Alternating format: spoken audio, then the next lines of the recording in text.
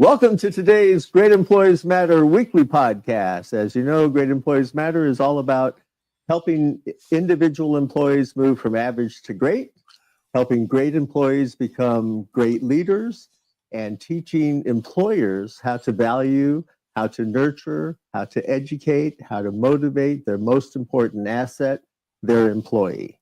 That's what Great Employees Matter is all about. Today, we're going to talk about success in today's workplace isn't just about skills. It's about resilience, adaptability, and a willingness to grow. In this episode of Great Employees Matter, we sit down with Rae Lashea, a Brooklyn-born author, filmmaker, and world traveler whose global experience offers profound insights into thriving in any environment. From living among the Masai in Kenya to the iguanas in Costa Rica, to the brainiacs in Brooklyn, to the eccentrics in Los Angeles. And I chose brainiacs and eccentrics from a long list of names. And then she went on to write and produce impactful films. Rae has mastered the art of navigating change, embracing challenges, and finding opportunity in uncertainty. So I'm going to turn it over to Kobe because he likes to take this part of the podcast. Well, I don't like to take this part of the podcast, but I just want to say welcome to the show. We got a great one for you, just like you heard from Jimmy's introduction. So please like, share, and subscribe if you enjoy the show. Please engage us in the chat. We'll be checking out that. We'll probably take care of the chat towards the end of the show, but we'll try to get to everybody if you have any questions or anything like that. And I will be posting it up on the screen, so we may see your questions as they come up. But with that being said, I want to welcome Ms. Lashea to the show, and I got quite a few questions to ask Ms. Lashea.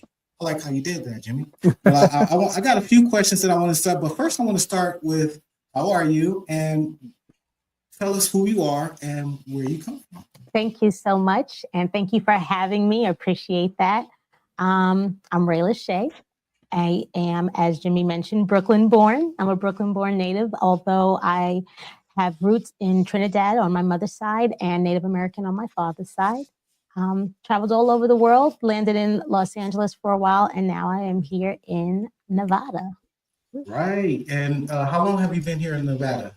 4 years. 4 years. And how do you like it? That's just about around the same time as me. How do you like Nevada? I love it. I think it's quite resident friendly. You know, it provides a nice place to live while a good place to play, of course. And then there's its better cost of living. I'm not encouraging anyone to move here. It's getting crowded. Oh, yeah. Stay where you are. So now you become a true native Las Vegan. No, I am native New Yorker. Native New Yorker. Right? Okay, no stakes there. So got it. So what brought you out here to Vegas? A couple of things. I was already living in LA, so it was just a hop, skip, and a jump. But and of course I always say the cost of living was going up and the traffic was too bad in LA. But the cherry on top was my mother, who after 35 years of working at the U.S. Postal Service, I told her, it's time to retire. Please retire. And she said, oh, I'll retire if I can move to Las Vegas. And I want someone to come with me. And I said, okay, if you'll retire, I'll go. And so she put her papers in about 2 months later. And so after 35 years and 5 months, she retired. She moved out here, where she now spends about a quarter of the year and 3 quarters still in New York. Oh, really? Oh, wow. But yeah, she probably leaves when the heat shows up. It was a good move. And I think she likes it, but she also has her friends and her independence there. So she's retired now. She can do whatever she wants. Oh, awesome. So tell us what you're doing here. Oh boy, let me think. Because I worked remotely before the pandemic. I was able to write, edit, ghostwrite. I did a lot of research for people writing papers and dissertations, things like that. So going remote was not hard for me to do, and moving wasn't hard for me to do. But right after the pandemic, I joined a group called Women of Color Filmmakers. And I was thrown into a boot camp to learn how to produce film. Did a short film called Philly. It can be found on YouTube. And then after that, Tom Nelson, who's a writing partner of mine, who I knew way back in the day when I was an educator, and I'm still an educator, but when I was a vice principal, he said, I have a storyline for you. I want you to write the script, which I did, and decided it was good enough to make a film from it. And so one of the women who was in that boot camp with me, who's an amazing director, I said, do you want to do this project with me? And she said, yes. So we produced We're Not Married with a question mark, and it should be released sometime this year, date still to be determined. And then shortly after that, I moved to Vegas, where I continued my regular writing. I do have a few published books, working on developing other people's content and scripts for the big screen. And I still teach. I teach special education.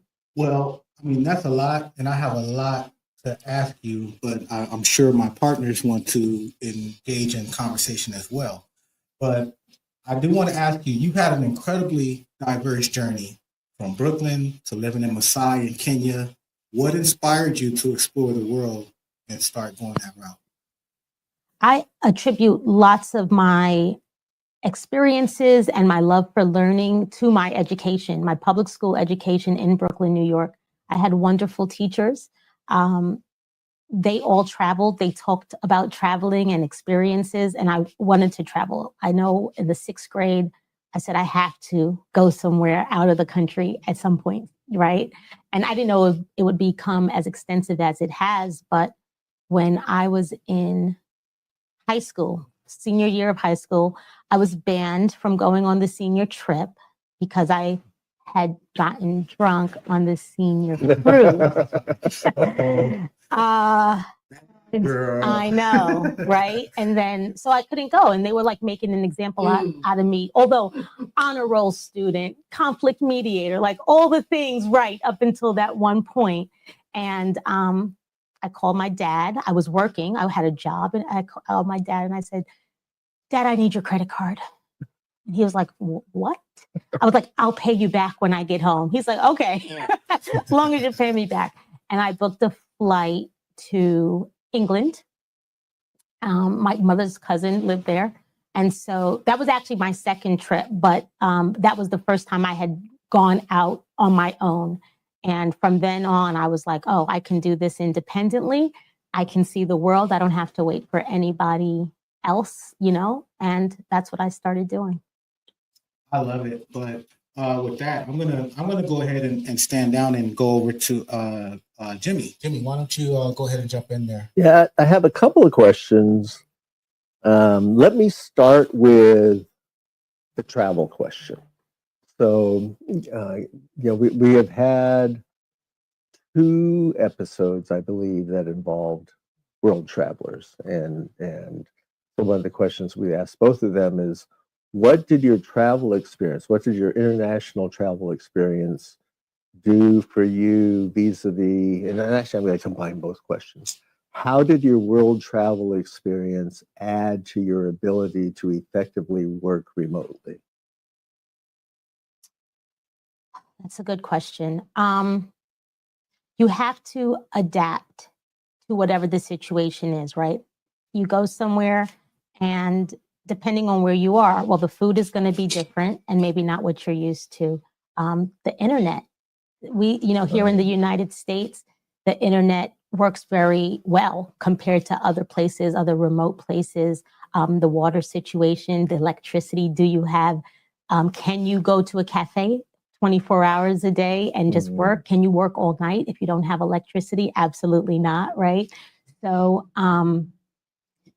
all of those things create a situation in your head where you have to be prepared, right? And you have to plan for those things. But also working remotely allowed me to be in places. I didn't have to be stationary. Right. And so I was able to travel quite a bit and still work regardless of where I was, as long as I planned ahead for things like power outages and limited Wi-Fi. And my assumption is that since you're in the film industry, that you've also had the opportunity to meet with others that have traveled fairly extensively. Do you see a difference in working with someone who is well-traveled versus someone who is almost myopic because they only know what they know, right? We all only know what we know. And so if they haven't had that exposure, do you see a difference in work ethic or in approach to work from people that have traveled? Traveling is a humbling experience. And you also meet people from all walks of life, whether it's they're native to the place you are or other people who are traveling. And so, yes, there is, again, this adaptability of people who travel more, I find, where things can be uncertain, right? The bus can break down. Mm-hmm. Maybe everyone needs to push it out of that, sand dune or be patient while we figure things out. So there is, I find, and I'm generalizing, of course, a sense of greater patience, greater understanding, and more flexibility with people who travel. Not to mention, because you meet so many people from other places, you're more tolerant, and you're more open, more willing to try new things, learn new things, and really just be open to whatever's going to happen. Very good. My other question is also about the remote environment. So I'm going to say that for the next round, and I'm going to hand it over to Lloyd because, as you know, he has a long list of questions. Lloyd? Hi, Rae. Hi, Lloyd. Yeah, so as I went through and read your interviews that you had previously given and your bio, I was amazed at you had a major in sociology and anthropology and a minor in pre-med. And I'm just sitting there and I was looking at that and I'm going, wow, this girl has a really good memory. That's a lot of stuff to memorize, isn't it? Yes. But seriously, with regards to that, do you find that your ability to inquire and to be curious about things, that has helped you in your travels and in stuff that you've gone through? Very much. And I do have a good memory. It is starting to wane as I get older. So I am finding myself writing things down more and putting things on the calendar because I will forget now. But my curiosity, which is something some people sometimes say I'm just nosy, but it is genuine. I really do want to know. And I ask those sub questions, right? If someone says they've done something, oh, what made you get into that? Why'd you do it? Did you like it? Who'd you meet? How did, right? And I like learning about people. I like learning and I like knowing things. And so that part of my personality has helped me. And the books that I've written, a lot of it comes from other people's experiences, what I've learned about them or what I've remembered that they told me. And so it has been able to transfer from just casual conversation to actual marketable products. And that actually dovetails into my next question, which is that, you've got so many projects going on. You've written books, you've written a screenplay and produced this motion picture. You have teaching and special needs. You were even a principal for a year. In this world where, as employment, especially now with employees being laid off, we're all being asked to do more. And how has your good memory been an assistance in those things? And what things can other people do who don't share your good memory to help get them through this period where they're being asked to do so much more, both at work and at home? Yeah, we are being stretched. And part of being able to do more is taking care of ourselves. I am a proponent of good health, right? Eating healthy, working out in whatever form you like. I don't like the gym. However, I do like Zumba or yoga. So some people like swimming, bicycling, anything that keeps you active. That's physically. So you're able to, and getting the right amount of sleep and staying hydrated, right? So those things will physically allow you to be able to do more. But also for your mind, I believe in doing puzzles, things that stretch you, learning languages. I'm currently 75 days into my learning Japanese on Duolingo. writing, reading, those things are not only help us keep our brains fresh right now, but it also prevents dementia in the future. And also taking herbs, herbs and vitamins, ginkgo biloba, and things that will help boost your memory, boost your brain power. Those are all things that I do, and I suggest other people do. Absolutely. Now, you deal with a lot of people, a lot of heads of a lot of companies in what has traditionally been a male-dominated film, right? Filmmaking has been male-dominated for a lot of years, and it's only recently been that female empowerment has really come to Hollywood and has really become a movement. Did you face any resistance in your early beginnings? And if so, how did you overcome that? Yes, I still face resistance. Luckily, it's opened up to women and women of color, and we have people like Oprah Winfrey, Shonda Rhimes, of course, Issa Rae, people like that to really thank and to stand on the backs of, because they weathered those storms for us. But also, as we produce more content that is quality, and people continue to consume it, and people do love the content that women creators and women of color creators are making, those things will continue to pivot us forward or propel us forward in the industry. But yes, there's still a matter of funding people who come from money, which historically have been white, and people who have the connections, the old connections in Hollywood. Those folks are allowed to kind of produce more freely and get funding more quickly, and do things with budgets that they think are small, but $3 to $10 million, which would be considered low budget in their eyes. We're working on, $500,000 with luck, and still producing very good stuff. And so those barriers are still up, and those are some things that we have to overcome individually, but hopefully in the industry, those would be things that we can knock out, and we would have the same opportunities as the white male counterparts. And my last question, my patented softball question, before I turn it back over to Jimmy. Tell me the best story from your year as a principal at the school. I was an assistant principal. It was an all-girls school for students with special needs in Hollywood, California. This is not the best story, like, that makes me look good, but it is the story. As a teacher, prior to that, we have our summers off, we have breaks off, and it was getting close to the Christmas holiday, and everyone's getting ready to go, and everyone's saying their goodbyes, and the principal says to me, "Okay, I'll see you Monday." And I'm like, "Monday? This is, Christmas break." She goes, "Not for admin." And I went, "Oh, okay." And then I went in my office, closed the door, and cried.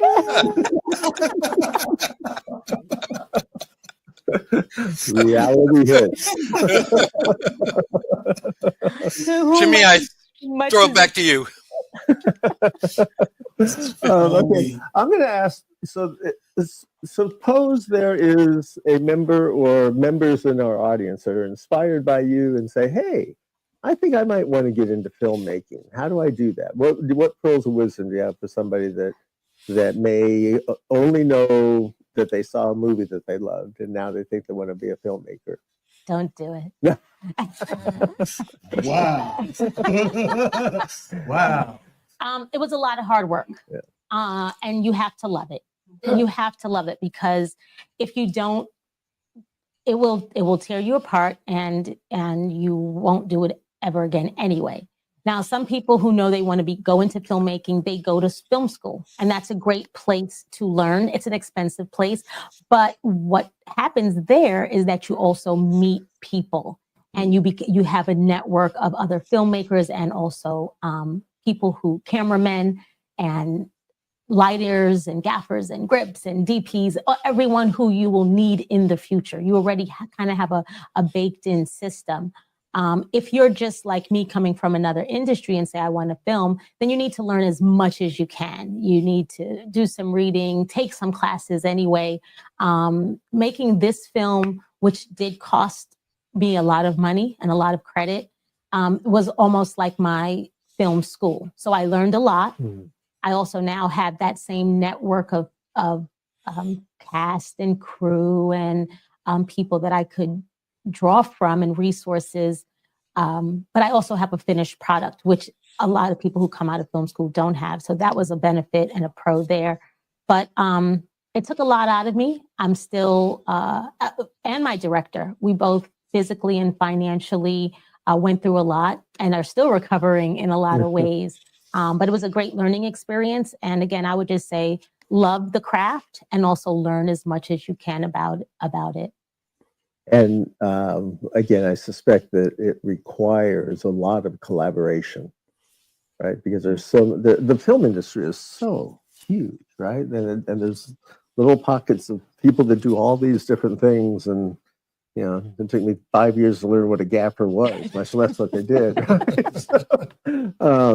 So it sounds like collaboration is a key characteristic of someone that wants to be in the industry if they're going to succeed. Yes, and even more than that is trust. You have to trust who you're collaborating with to do their job, to know their job, to trust you. And without that, you're really, you're in the dark. And everyone is operating in the dark. And you have to be the leader too. And you have to go with your gut. Your instinct is probably going to be the best guide at any given time. And even when 10 people are telling you the opposite of what you know is right, you have to be strong enough to say, no, this is what is going to happen. This is what we're going to do.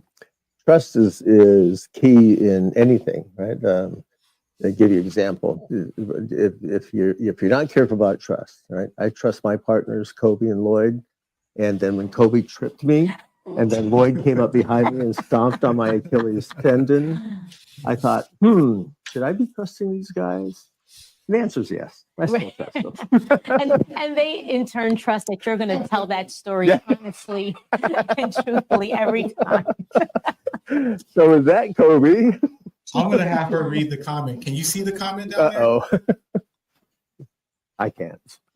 Oh, konnichiwa. I'm Japanese learning Spanish for a year on Duolingo. Oh, that's my wife. She's just letting you know she's speaking Japanese. You can probably practice with her. She'll practice with you. She probably won't practice with me. I'm just playing, baby. Don't take me serious.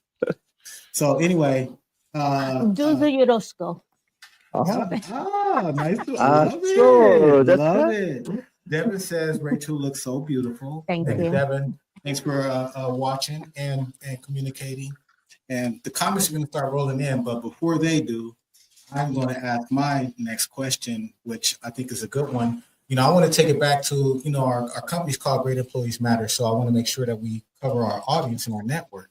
And as a filmmaker and an author, storytelling plays a huge role in your work, right? So how can storytelling be used as a tool to create stronger leaders and maybe more engaged employees? That's a great question. I think we, as people who work for a living, right, have all come across employers and employees who are either open or who are very closed off. And what I find is relationship building comes from engaging with the people who are around you. And trust also is built from that. And when you tell your story, whatever that is, how you started the business, why you started the business, or how you became an employee, why you're an employee, right? Or just about your kids, about your parents, about things that you like, your interests, your hobbies. Those things are what brings people together, closes the gaps, shares and shows off commonalities. And so by storytelling as a person, you're able to present who you are, and you're also able to get learn about the people around you. And I think that's very important for building a strong work environment from whether you're leadership or the employee. I love it. I love it. And I got another comment on here. Do you like trying non-traditional products, or are you adventurous to new and existing ideas? And I believe he's talking about filmmaking. Not sure. I would ask for clarity on the question itself, but non-traditional. I mean, I think that's the same thing. Using non-traditional products and being adventurous would be on the same vein. I like indulging in diverse stories and impact films. So anything that deals with social impact, things that people are experiencing that's not always mainstream and doesn't necessarily always have a happy ending, but that do showcase the stories of people of color and diversity around the world. I love it.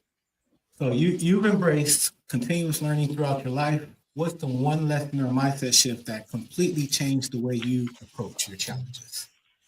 I did a lot of personal development, reading books by Robert Gardner and Brian Tracy, and of course, Jim Rohn, and anything that they have to say, Robert Kiyosaki as well, anything that they have to say is good stuff, right? So that extra learning, that reading about how to be a good leader, how to be, I think it's Howard Gardner.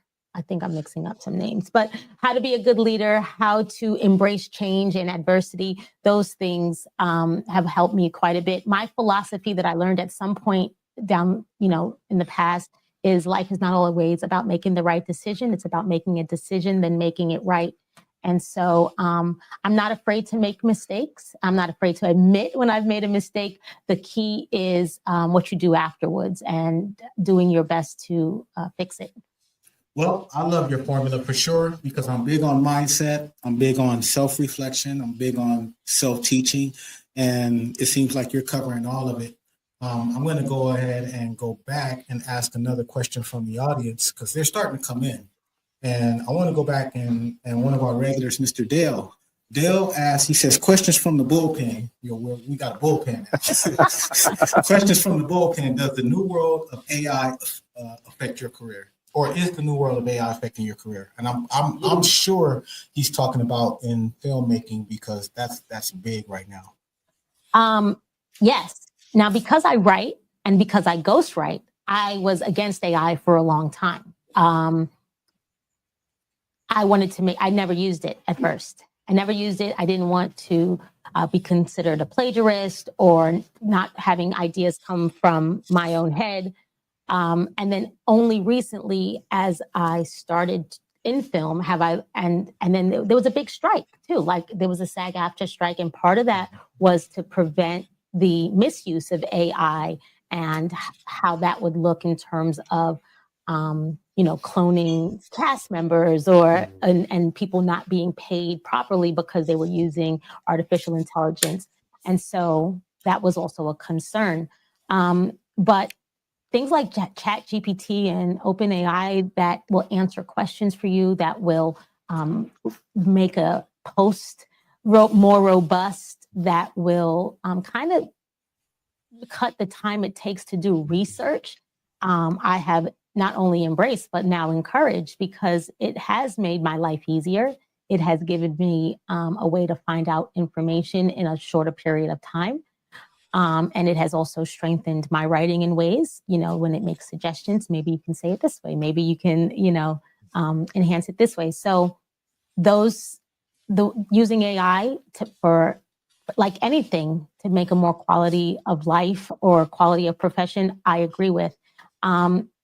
I have seen AI, I haven't used it yet, but I have seen other filmmakers use AI to create pitch decks. And that also, again, if you're not good at it, or if you want to shave some of the time off that it takes, I don't see a problem with it. So there are like anything, pros and cons to it. But at this point, I do see AI being more beneficial than not, as long as it's used in the right way. Yeah, I love the answer that you just said, because both my partners, when they get back on here, they're going to tell you I'm probably really pro AI. And my philosophy is that of many people who use it. If you don't understand AI and don't learn how to use it, it will take your job. But if you learn how to use it, it won't. You'll be fine. And how you're talking and the ways that you're using it is exactly it. It can't plagiarize your story. It can't plagiarize anything that you're creating and inputting in there from your creative mindset. But what it can do, it can act like a secretary. It can organize it. It can put your idea into a script form. It can do a lot of things that you may not know how to do. So I encourage a lot of people to also use that. And with that, I'm going to turn it over to Jimmy. Back to me? Back to you, Jimmy, because I was talking a long time, man. I know you guys going to get mad at me at the meeting. Well, I want to make sure that we have ample time for Rae's writing skills. So tell us a little bit about your books. Oh, so I've been a writer since as long as I can remember. I just love writing. And again, I credit that to my teachers. They had us writing, they had us reading, and I fell in love with literature at a very young age. I have unpublished books from when I was like in third grade, where I just wrote and put my own little press at the back, written and illustrated by, and I'm not a very good drawer, but I still made the trees and the animals. But my first published book is called Black Geisha, and it's written under a pseudonym, Rachel Blaze. And it's an erotica novel, partially based on a true story. And fast forward that was in like 2008. And then fast forward to 2013, when I was teaching at a non-public school. So that's a school for special education in Culver City, California. And my students were unhappy with themselves, to say the best. You know, they considered themselves pretty, unsmart, just everything the opposite of self-confidence. And so I wrote a poem story called You Are a Star, which really speaks to the beauty of a person and who they are, and loving themselves. And it's empowering, uplifting, inspiring for children of color, Black and brown children out there. And then I wrote a personal development, more like some people say a spiritual journal, but I wouldn't say it's that, but it takes the word miracles. It's called 52 Weeks of Miracles. It takes the word miracles and creates 52 acronyms using miracles, never using the same word twice, of just meditative phrases that people can use to reflect on throughout the year. Still. And you know, at that time I was attending Agape with Reverend Michael Bernard Beckwith, who often had wonderful spiritual teachers and leaders come through and as guest speakers.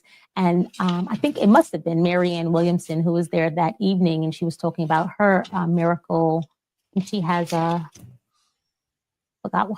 the phrase of her course, A Course in Miracles. Sorry. A Course in Miracles. And as she was saying, is it me? No, it's me. Sorry. As she was talking about miracles, I started just kind of thinking of the miracles that happen in life and what they are. They're magnificent, they're marvelous, they're magical. And I was like, oh, they're inspirational, they're informational, they're inspiring, right? And I just started scribbling on my program, all these M's, I's, R's. And finally, I started to put it together to make sense of the phrases. And at some point I said, you're going to have to your words are going to run out. When are you going to stop? And I said, okay, 52 will be one for every week. And then finally, my last novel, it's called Hot Tea and Mercy. And that's my favorite book of mine, even though I love them all. But not only was I just more seasoned and more developed as a writer, all my other books are chronological. This one is able to jump back and forth. This one has 3 sets of families that we're reading individually and also as they intertwine in each other's lives. And each strand is a different race and ethnicity. And so it's able to show the commonalities once again between different people and how we're really the same in many ways. And I hope to make this one a movie as well. Wow, that would be great. And I know that Lloyd had some questions about your authoring, but you mentioned two words: meditative and spiritual. What's your distinction between the two? So usually people distinguish between religious and spiritual, right? People who are ascribed to a specific religion versus people who are spiritual and who just kind of want to be in tune with the universe and what that looks like. So there's that distinction. I think anyone can meditate. It doesn't have to be spiritual, although it turns into something spiritual, whether they want it to or not, right? Because you're focused on your breathing, you're turning within, you're being quiet, you're being silent. And when you do that, you open yourself to the secrets of the universe, right? Being able to hear the whispers of whatever that is, God, the wind, the flowers, right? Think of George Washington Carver. I don't know if he was meditating among those plants, but he was able to hear the whispers of the peanuts and then create from there. So it just allows you space to be one with everything around you. And what comes out of that, I would describe that as spiritual and experience, spiritual awakening, but it doesn't have to be. I ask because I consider myself to be even very spiritual, but I don't have the skill to meditate. And I would like to learn that at some point because I think it would be a huge enhancement for me. But I wanted to hear that perspective because you said exactly what I thought you were going to go to. So I appreciate that. Lloyd, I know you have some questions for Rae about her writing.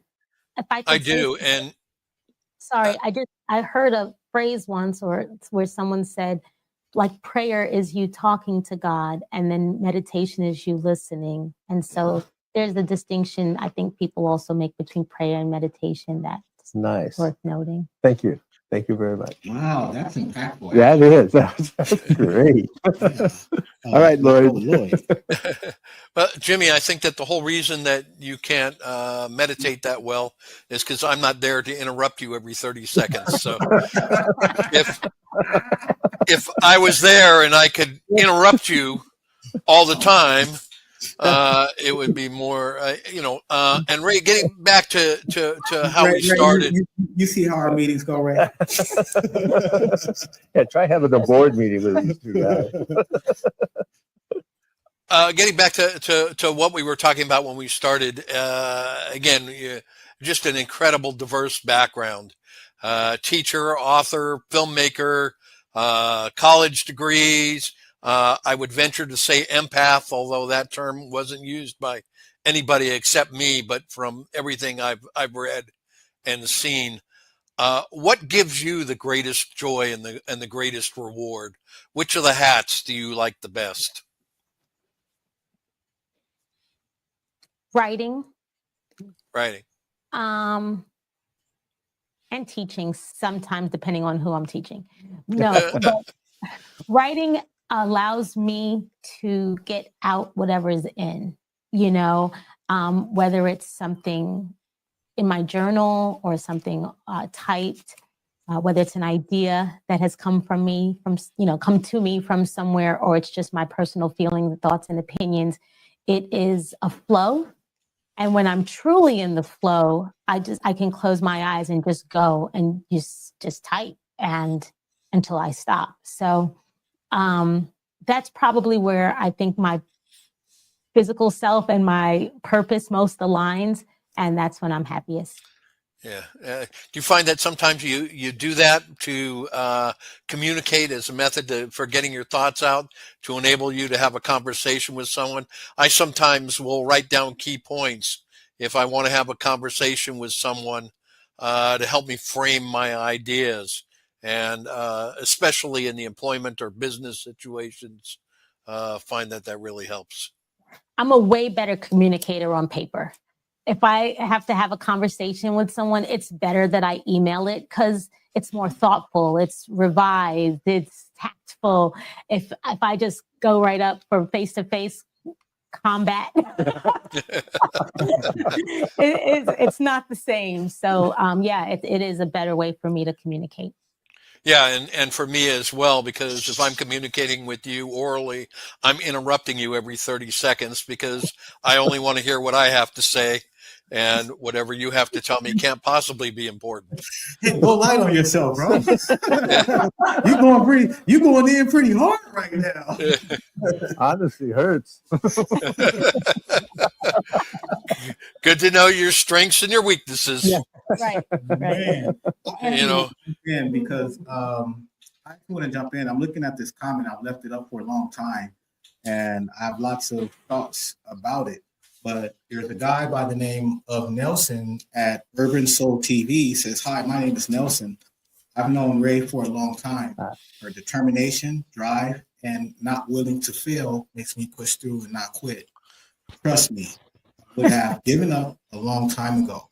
Now, hearing somebody say that about you, especially on a platform like this, I'm a coach and I help people a lot, and rarely do you get somebody that will come out in public and validate what you've done for them. And obviously, you've done this for him, and probably countless people that haven't. What is your thought process about that comment? I'm just curious. Thank you. And hi, Nelson. Nelson is amazing. Aside from being in the medical field himself, he also is very creative and is a creative. He plays instruments and he does music, but also many years ago, he had a radio station called Urban Soul Radio. And me and a partner had a show on the station, which we called Mindset Edutainment, which brought music and health and conscious community learning to the waves. So he was the owner operator of that and also had some shows on there. And he has since evolved into Urban Soul TV, which is a station on Roku. And one of my shows, Beaches and Breweries, is on that platform. But you know, he does some of that he said, but it's really, I could say the same for him. You know, he's not a person who quits. He's very determined. He's hardworking. He invests in himself and puts his time and money where his mouth is. And so I think people of like minds meet each other on their journey. We've known each other now, I think, since 2008, I think right around when Black Geisha was published, and we met at a book fair. I was doing the book fair, and I think he was with some DJs or radio, if I'm not mistaken. So the point of that is, in education, the point is not to, you pour into people, but you don't teach them, you draw out. And so for someone who will say something like that about me, it's because whatever I am doing in my own space or for them draws out their best potential, which you would already have to have, and vice versa. So I appreciate that, but it's already in him, as it is in a lot of people, if they're willing to go within, find it, and put in the work and invest in themselves to bring it out. I love that response, because what you just said is the epitome of leadership and teaching people, or coaching, in my opinion. Most of the time when I'm coaching somebody, I tell them, I'm not teaching you anything new. You already have it. Just trying to bring that out of you, right? And organize it, or be an accountability partner. But you already answered this next question. It says, ask her if the book she wrote called Black Geisha is true or false. Now, I'm kind of curious too, because you said that you did write it as an alias, and I'm curious as to why you would do that. And then also, you did say there was some partially true to that question, so I'm kind of answering it, but I'd like you to expand on it. I was a teacher at the time and didn't want my students to find me. So I didn't want them to find that book under me. So I published it as an alias, but anyone who knew me knew that it was mine. And partially based on a true story, yes. But I never tell people which parts were true and which parts were not, because the 2 times that I did, they're disappointed. What they thought was true, it wasn't. What they thought wasn't true, it was, what, right? And so I just decided whatever's true for you, right? Whatever, That's so however dope. you see yourself or whatever you want to believe. And Nelson, enough with that obsession with Black geisha. All right, then the next question. Then we go to the next question. It says, using nutraceuticals. I think that's what it's supposed to say. Using nutraceuticals and nootropics. Okay. I don't know what that means. Me either, but I'm gonna assume we're talking like psychedelics and psilocybin. I think because you said the word herb. Herb, right. So I mean natural herbs. I think things like maca and kava kava and ginkgo biloba and anything that is you can find in the health food store are wonderful.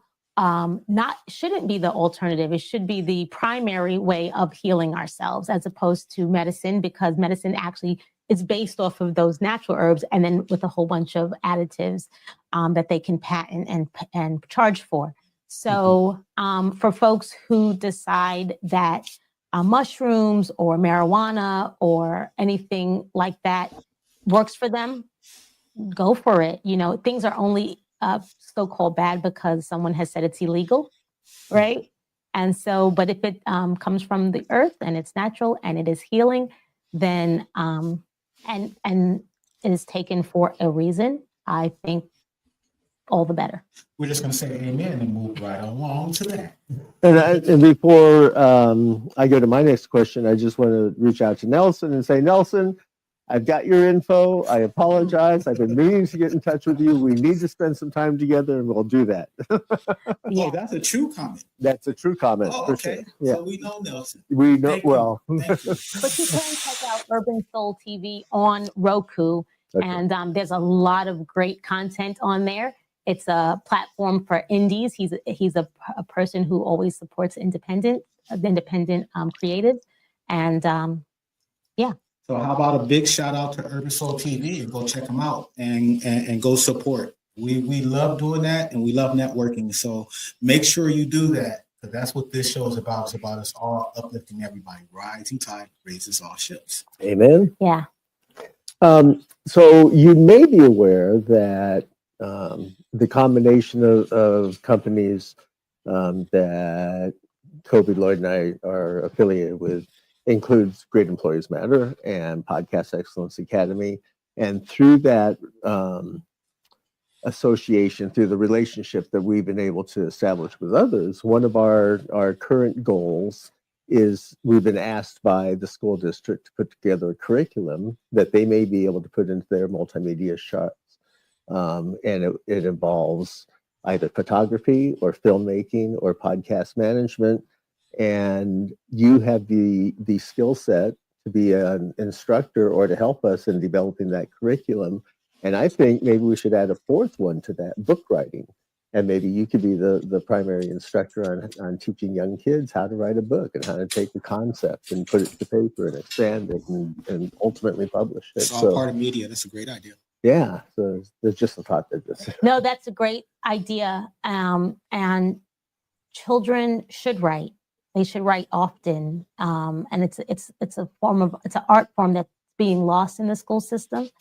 The other thing that I fell in love with before I knew that I liked filmmaking was book adaptations. I had read First Wives Club and then saw the movie. And this is years ago. I was only 16 years old. And I watched the movie after, and I saw how they changed things for the big screen to make it work, what they left out, what they added, the differences that they decided.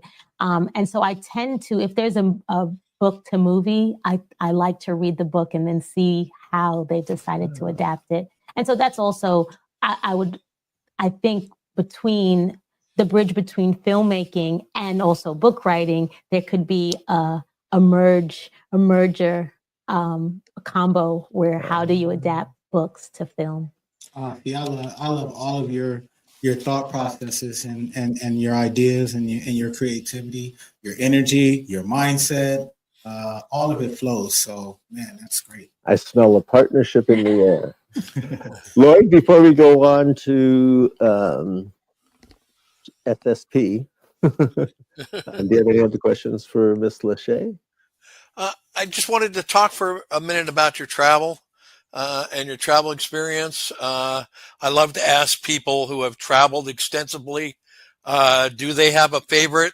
And my corollary to that is, what is your secret undiscovered place that nobody knows about? Okay, so I have a lot of places that I love. There's only a handful that I've gone back to numerous times, like Costa Rica. But Australia is a place that is like none other in the world. There's animal and fauna there that you can't find anywhere else. So that's one of the most unique places I've been. And Japan as well, because of the technology that they implement in everyday life. Like you can get hot tea from a machine on the subway platform. Like that's phenomenal, you know. But a secret hidden gem that, once again, don't go there, you know, after I tell you about it. But there's a St. Vincent and the Grenadines is a beautiful place, and there's a chain of islands, and one of them is Beckway. And oh, it's just the most, it's just paradise. And not only are the locals there, but many Europeans park their yachts there before the hurricane season. And so you also are able to meet people from all walks of life, people with lots of money and also not lots of money, and people who are from everywhere around the world to come there because it is paradise. So that's a gem, a hidden gem that has now been uncovered. Thanks, Lloyd. Okay, nobody go to Betway except us. And Jimmy, before you get started, I want to get through these. We still got a little bit of time. Okay. I want to get through these comments. Excellent. And we're going again with Devin because she's got a lot of activity going. So I want to make sure that we engage with everybody. But Devin says, which one of your books did you have the most fun writing? And which one of your books do you think you would be most proud to see on the big screen? The last one, Hot Tea and Mercy. Again, I stretched myself. I had 3 strands of families, character sets that I had to remember and work through, and also go back and forth chronologically, so past, present, future, and back and forth with that. So it was the most challenging. It's the one I'm most proud of, and I do see it being on the big screen. I wrote it with the film in mind. So that's awesome. And Miss Julia says, "Go Rae." Julia is the co-star in We're Not Married. Oh, now I want to go see it. She's phenomenal. She's a phenomenal actress, and she's in some new things coming out now. So super proud of her, a budding actress, runs in her family, and can't wait to see her and what she does in the future. All right. Well, Jimmy, take us away. all right. So this is the portion of our show that we call Shameless Self-Promotion. So we need to know everything that you would like our audience to know about your books, your films, how to get in touch with you, your URLs, all that sort of stuff. So Okay. promote away. Thank you. You can find me on YouTube. I'll start there, Rae Lashea. And there you'll find episodes and thumbnails of beaches and breweries and just some other things that I've done over the past. Some I'm proud of, some I'm not, but they're there. So, hey, and I usually don't start with that, but it's very visual, and it lends itself to this what platform that we're using now. On Instagram, I am Rae Lashea. You can also there's also We're Not Married _ the movie if you want to follow and see what's happening with the film. And how about your website? My website is www.raelashea.com. It's RAELASHEA, raelashea.com. And there you can see everything that my company has to offer in terms of writing, editing, and production consulting and consulting and production, as well as the books. You can Google, if you Google, right, you can find everything. If you Google Rae Lashea. But let me think what else. I'm on Facebook, but that's mostly for family and friends. Like, it's still public, but I keep most of my stuff there, you know, happy birthdays and happy anniversaries type stuff. So Instagram is the best place to find me, at Rae Lashea or at We're Not Married the Movie. And raelashea.com will get you to any of those places, as well as the YouTube channel. All right, well, I put that up with the correct spelling because I think I misspelled your name the whole thing in the beginning. That's okay. The E and the A and the A and the E. You know, oh well. I'm so sorry. I apologize in advance. So, but thank you for your journey. I mean, I got a lot out of it, and I understand.